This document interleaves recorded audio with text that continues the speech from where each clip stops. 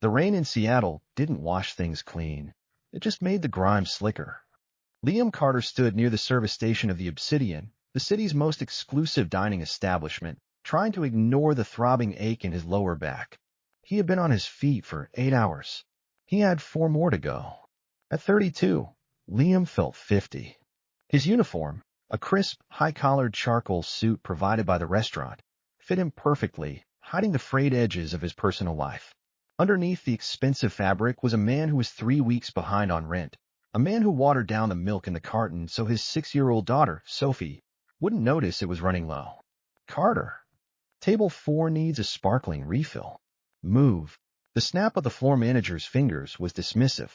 Mr. Sterling, a man who wore cologne that smelled like desperate ambition, didn't like Liam.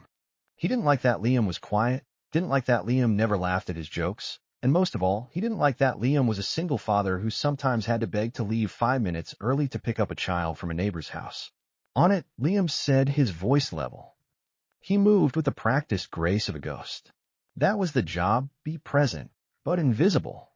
Anticipate, but never intrude. Table 4 was the power table.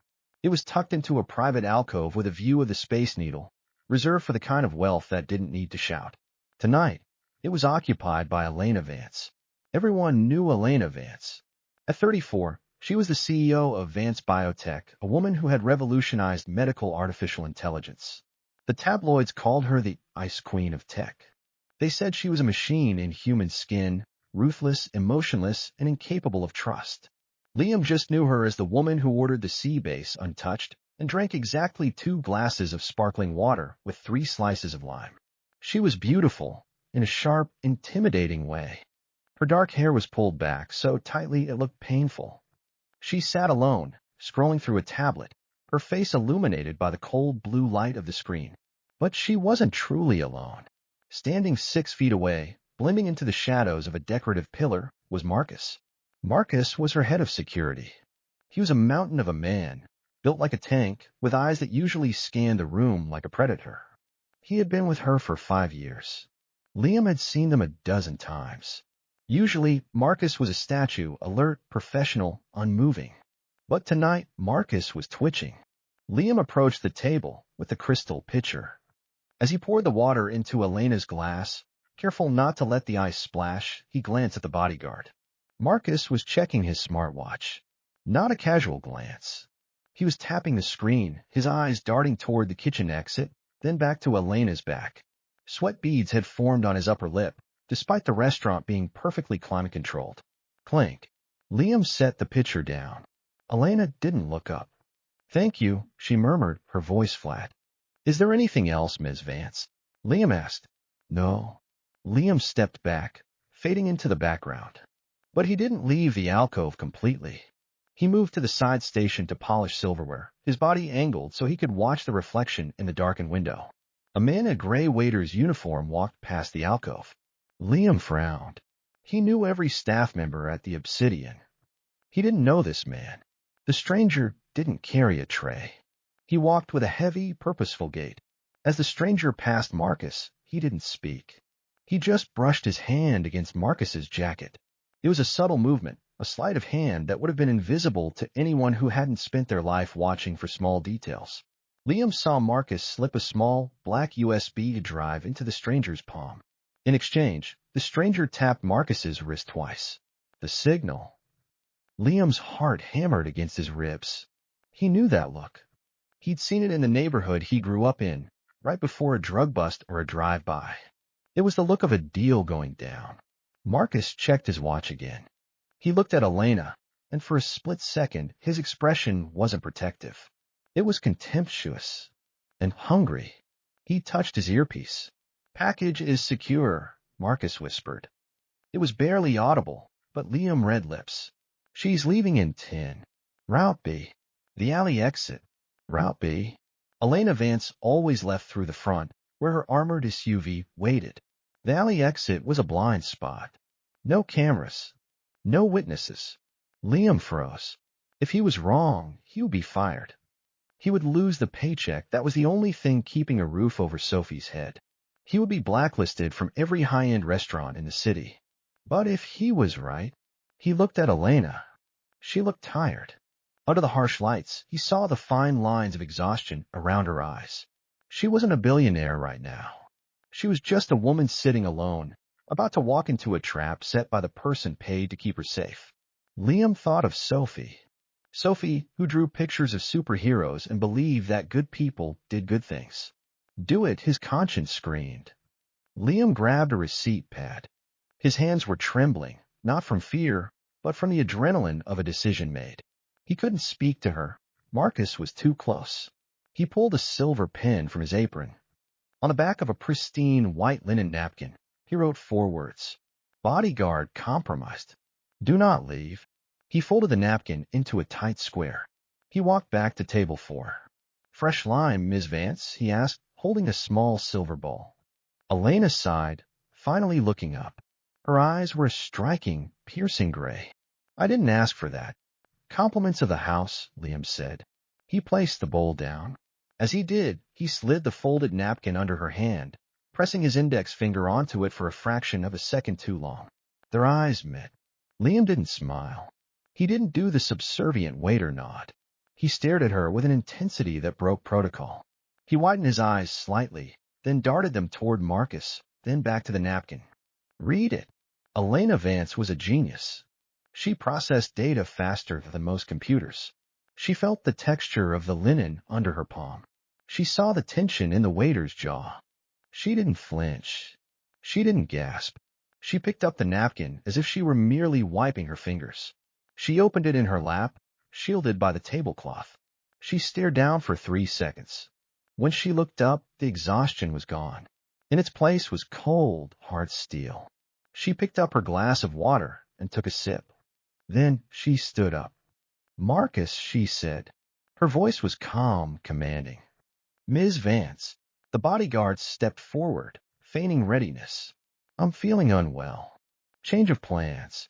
We aren't leaving yet. Call the police. Marcus blinked. The mask slipped. Panic flared in his eyes. The police? Ma'am, if you're sick, we should get you to the car. I can get you to the hospital faster. I said call the police, Elena said louder this time. She took a step toward Liam, putting the waiter between her and her guard. Now, Marcus's hand went to his jacket, not to his phone, but to the holster under his arm. Don't, Liam said. Liam stepped forward. He wasn't a fighter. He was a guy who folded napkins and carried trays. But he was a father, and he was standing in front of a woman who was being hunted. There are cameras everywhere, Marcus, Liam said, his voice surprisingly steady. The kitchen staff is watching. The manager is watching. You draw that weapon, and it's over. Marcus snarled, realizing the trap had sprung too early. He looked at the back exit, then at Elena. He made a calculation. The payoff wasn't worth a murder charge in a crowded room. You're making a mistake, Marcus spat at Elena. He turned and bolted, sprinting not for the front door, but for the kitchen the back way. Chaos erupted. Dishes crashed as busboys dove out of the way. Mr. Sterling started screaming. Elena didn't move. She stood perfectly still, her hands trembling slightly at her sides. She looked at Liam. You, she said. Liam, he answered. You saw him. He passed a drive to a man in a gray uniform. He was going to take you out the alley exit. Elena closed her eyes for a brief second, composing herself. When she opened them, she was the CO again. Thank you. Before Liam could answer, Mr. Sterling was there, red-faced and furious. What is the meaning of this? Carter, you harassed a customer? You caused a scene. He saved my life, Elena said coldly, cutting Sterling off. Ah, Ms. Vance, surely. Sterling stammered. Call the police, Elena repeated. And tell them my head of security just attempted a kidnapping. The police came. Statements were taken. Marcus was gone, vanished into the city night. By 2 a.m., the restaurant was empty. Mr. Sterling called Liam into the office. Liam expected a thank you. Maybe a bonus. You're fired, Carter, Sterling said, not looking up from his paperwork. Liam felt the floor drop out from under him. What? I just stopped a crime. I saved a VIP. You broke protocol, Sterling said, his voice oily. You interfered with a guest's private security. The police involvement brings bad press. The Obsidian is about discretion. Tonight was a circus. You're a liability. I have a daughter, Liam said, his voice tight. I need this job. You should have thought about that before playing hero. Hand in your apron. Liam walked out into the cold rain. He sat in his rusted 2008 Honda Civic and gripped the steering wheel until his knuckles turned white. He didn't scream. He didn't cry. He just breathed in and out, counting the seconds. He drove home to the tiny, drafty apartment in Queens. The babysitter, Mrs. Gable, was asleep on the couch. She coughed a bit. Mrs. Gable whispered as she collected her cash, money Liam really couldn't afford to part with. But she drew you a picture. Liam walked into the bedroom. Sophie was asleep, her breath wheezing slightly. On the nightstand was a drawing in crayon. It showed a stick figure man holding a tray, wearing a cape. Super Dad, it said in crooked letters. Liam sat on the edge of the bed and buried his face in his hands. 3 days later, Liam was sitting on a park bench, circling ads in a newspaper. He had been rejected from 2 restaurants already. Sterling had blackballed him. Troublemaker, the references said. His phone buzzed. Unknown number. Hello. Liam Carter. The voice was unmistakable. Cool, precise, but with a hint of something human underneath. Ms. Vance, I heard you were let go. News travels fast. I made inquiries. I wanted to send a reward check, but my assistant told me you were fired for what happened. Is that true? Mr. Sterling values discretion over breathing customers, apparently. There was a pause. I need a driver, Elena said, and a personal aide. My security team is being completely overhauled, but I find myself having trust issues. I need someone who notices things, someone who isn't part of my world. I'm not a bodyguard, Ms. Vance. I'm a waiter. I have hired guns for muscle Liam. I need eyes. I need the person who noticed a watch check and a lapel pin when everyone else was looking at their steak. The pay is triple what you made at the restaurant. Full benefits. Health insurance for your dependents. Health insurance. Sophie's asthma medication cost a fortune. When do I start? No. A car is coming for you. Working for Elena Vance was different than Liam expected. He thought it would be boardrooms and high-stakes glamour. Mostly, it was silence. Elena lived in a penthouse that was larger than Liam's entire apartment building. It was decorated in white marble and chrome. It was beautiful, cold, and utterly empty. Liam's job was vague. He drove her. He screened her mail. He stood in the corner during meetings, holding her coffee, watching the people across the table. That one, Liam said one afternoon after a meeting with a potential investor. The man in the blue tie. Elena asked, looking up from her laptop in the back of the limousine. He's lying. He kept touching his nose when he talked about the timeline. And his shoes, they're expensive, but the soles are worn through. He's desperate for cash. He'll promise you anything to get the contract, but he can't deliver. Elena looked at him, surprised. She investigated the man later. Liam was right. The investor was on the brink of bankruptcy. Slowly, the dynamics shifted. Liam wasn't just staff. He became the only person Elena spoke to about anything real. But the class divide was a canyon between them. One rainy Tuesday, Liam was late. I'm sorry, he said, rushing into the foyer, his hair wet. Sophie, her school, called. She had an attack. I had to drop off her inhaler. Elena looked up from her espresso. She was dressed in a sharp power suit, her armor. Sophie is your daughter. Yes. She's 6. I see. Elena paused. You were 20 minutes late. Liam stiffened. I know. It won't happen again. I can stay late to make up for it. Bring her here, Elena said. What? After school. Instead of rushing across town. Bring her here. There's a media room. She cannot do homework. Or whatever 6-year-olds do. Liam stared at her. Ms. Vance, I can't bring a child to your penthouse. She's loud. She spills things. I have cleaners for spills. Bring her. The next day, Sophie entered the penthouse like an explorer landing on Mars. She wore mismatched socks and carried a battered backpack. Elena stood in the center of the living room, looking terrified. She managed billion-dollar mergers, but a child seemed to baffle her. "Hello," Elena said stiffly. "Hi." Sophie beamed. She looked at the white marble floor. "Can I slide in my socks?" Elena blinked. "I suppose." Sophie took off running, sliding across the polished floor with a squeal of delight. Liam watched, terrified she would break a Ming vase. But Elena didn't yell. A tiny, almost imperceptible smile tugged the corner of her mouth. 2 months passed. Sophie became a fixture in the afternoons. The penthouse began to change. There were drawings on the stainless steel refrigerator, held up by magnets Liam had bought. The silence wasn't so heavy anymore. But the threat hadn't vanished. It was the night of the Vanguard Gala. Elena was receiving an award. She wore a dress of emerald silk that made her look like royalty, but Liam noticed her hands shaking. "Marcus is still out there," she whispered in the car. "The police haven't found him." "I'm here," Liam said, meeting her eyes in the rearview mirror. "I'm not going anywhere." The gala was a swirl of champagne and shark-like smiles. Liam stood by the wall, wearing a tuxedo Elena had bought for him. He looked less like a waiter now, and more like a partner. Elena drank too much. It was unlike her. But the pressure of the investigation, the betrayal, and the public scrutiny was cracking her armor. By 11 p.m., she was swaying slightly. "Let's go," Liam murmured, appearing at her elbow. "I have to network," she slurred slightly. "You have to survive," he said gently. "Come on." He guided her out, shielding her from the paparazzi. In the car, she slumped against the leather seat. She kicked off her heels. "They all hate me, Liam," she whispered. "They want my money, or my tech, or they want me to fail." "Not everyone," Liam said. "Name one person." "Sophie thinks you're a queen. She drew you a castle yesterday." Elena turned her head. Her eyes were wet. "And you?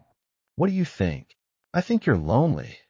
And I think you deserve better than people who sell you out for a payday." Elena reached out, her hand hovering over his arm. "Stay for a drink? Upstairs? I don't want to be in that big empty box alone tonight." It was a dangerous moment. The air was thick with something that wasn't just employer and employee. Liam looked at her. He saw a beautiful, vulnerable woman. But he also saw his boss. He saw the trust she had placed in him. "I'll come up," Liam said. "I'll make you tea. And I'll sit by the door until you fall asleep." But no drinks. He kept his word. He made her chamomile tea. He sat in the armchair in her bedroom, reading a book while she slept. He didn't touch her. He didn't take advantage of her vulnerability. He guarded her. The crisis hit 3 weeks later. Vance Biotech's servers were breached. The proprietary algorithm for their new cancer detection AI was stolen. The stock plummeted overnight. The board of directors called an emergency meeting. They were looking for a scapegoat. They blamed Elena. They said she was distracted, weak. And then the planted evidence appeared. A large transfer of cryptocurrency was found, originating from an IP address linked to Elena's personal penthouse Wi-Fi. It looked like she was selling her own tech to short the stock. "It's a frame job," Elena shouted in the boardroom. "I didn't do this." "The digital footprint comes from your home, Elena," the chairman said. "Specifically, from the guest network." All eyes turned to Liam, who was standing by the door. "The driver," someone sneered. "The waiter." "He has access," the chairman said. "He's poor, desperate, easy to flip." Elena looked at Liam. The room went silent. "Tell them, Liam," she said, her voice shaking. "Tell them it wasn't you." "I didn't do it," Liam said. But he saw the doubt in the eyes of the board members. He saw the logic. "Single dad. That's sudden access to a billionaire's home." "We're suspending you, Ms. Vance," the chairman said. "And Mr. Carter, the police are on their way." Liam was taken in for questioning. He had no lawyer, only the public defender. They grilled him for hours, but they had to let him go. There was no direct proof, only circumstantial evidence. When he walked out of the precinct, it was raining again. He felt like he was back at square one. He couldn't go back to the penthouse. Elena wasn't answering his calls. Had she believed them? Had the doubt finally won? He went home. Sophie was crying because she sensed his fear. "It's okay, baby," he soothed her, making pancakes for dinner because it was cheap comfort food. He sat at his kitchen table, staring at the news report on his cracked phone. Elena of Vance ousted. Stock tanks. He looked at the footage of the press conference where the evidence was leaked. He watched it again and again. His waiter's eyes, the eyes that noticed an empty glass from across a room, the eyes that saw a subtle handoff, caught something. In the background of the leaked security footage from the penthouse lobby, which proved Liam was there at the time of the hack, there was a delivery van. City florist. Liam paused the video. He zoomed in. The van had a dent in the rear bumper. Liam remembered that van. He had seen it parked outside the Obsidian 3 months ago, the night Marcus ran. But there was something else. The timestamp on the security footage. 9:14 p.m. At 9:14 p.m. that night, Liam had been in the kitchen of the penthouse, making hot chocolate for Sophie. Wait, Sophie. He ran to Sophie's room. Soph, where is your tablet? In my backpack, she said sleepily. Sophie played a game called Pet World. It was an online game. It logged connection times. Liam booted up the cheap tablet. He checked the history. User, Soph the Great. Login, 9:10 p.m. Logout, 9:45 p.m. Sophie was on the guest Wi-Fi at that exact moment. But if Sophie was playing Pet World, the bandwidth usage would show a steady stream. The hack required a massive, instantaneous upload. Liam wasn't a tech genius, but he knew patterns. He remembered the delivery man who brought flowers to the penthouse that morning. He had insisted on carrying the vase into the server closet because it was heavy. Liam grabbed his coat. He didn't go to the police. They wouldn't listen. He went to the penthouse. Security tried to stop him at the lobby. Call her down, Liam shouted. I can prove it. Elena came down. She looked wrecked. Her hair was messy, her eyes red. She wore sweatpants. Go away, Liam, she said, her voice broken. My lawyers said, look at this. He shoved the tablet and his phone at her. What? The timestamp. Sophie was playing her game on the guest Wi-Fi. If I was uploading terabytes of data on the same network, her game would have lagged. It would have crashed.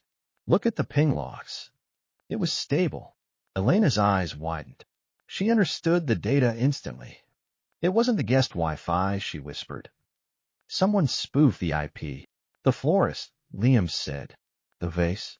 There was a bug in the vase. A physical transmitter. It bypassed the firewall. Elena grabbed his arm. The vase is still in the foyer. They ran to the elevator.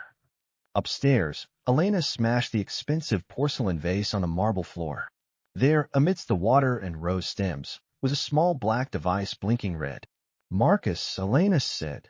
He didn't just want to kidnap me. He wanted to destroy the company so his new buyers could pick up the pieces for pennies. The next morning, Elena Vance walked onto the stage of the press center. She was dressed in white, the color of a fresh start. Liam stood to her right, not behind her, beside her. Yesterday, I was accused of betraying my life's work, Elena said into the microphone. I was accused of incompetence. And a good man was accused of a crime he did not commit. She motioned to the screen behind her. It showed the device found in the vase. It showed the trace logs leading back to a shell company owned by a rival firm, the firm that had hired Marcus. The truth, Elena said, her voice ringing out, is that loyalty is rare. I found it in the most unlikely place. I was protected not by a payroll, but by a person. She looked at Liam. The cameras flashed, a blinding storm of light. Liam Carter is not just my employee. He is the reason Vance Biotech still stands. And as of today, he is the new head of operations for our community outreach division. Because we need people who see the things others ignore. 6 months later. It was a Saturday. The sun was shining in Central Park. Liam wasn't wearing a suit. He was wearing jeans and a t-shirt. He sat on a picnic blanket. Sophie was chasing a golden retriever puppy, a gift from Elena, across the grass. Elena sat next to Liam. She looked different. Softer. She was laughing as the dog tripped over its own paws. You know, Liam said, leaning back on his hands. I never did get that dinner. What dinner? The night you fired me. Or, well, the night the Obsidian fired me. You owed me a dinner. Elena smiled. She reached over and took his hand. Her fingers interlaced with his. It was natural now. Easy. I think, she said, I've been buying you dinner for 6 months. Technically, the company credit card pays for the groceries, Liam teased. Elena squeezed his hand. Her expression turned serious. You saved me, Liam. Not just from Marcus. You saved me from becoming him. Oh, empty. You were never empty, Liam said. You were just guarded. And you, she asked, are you happy? The single dad, the underdog. Do you feel like you won? Liam looked at Sophie. She was laughing, the sound ringing like a bell in the crisp air. He looked at the woman beside him, the woman who had learned to love his daughter as much as she loved her company. He looked at his life, no longer a struggle for survival, but a life full of purpose. He squeezed Elena's hand back. Yeah, Liam said. I think the underdog finally won. He leaned in, and for the first time, in the middle of the park, with the city's skyline watching them, he kissed her. It wasn't a movie kiss. It was better. It tasted like hope.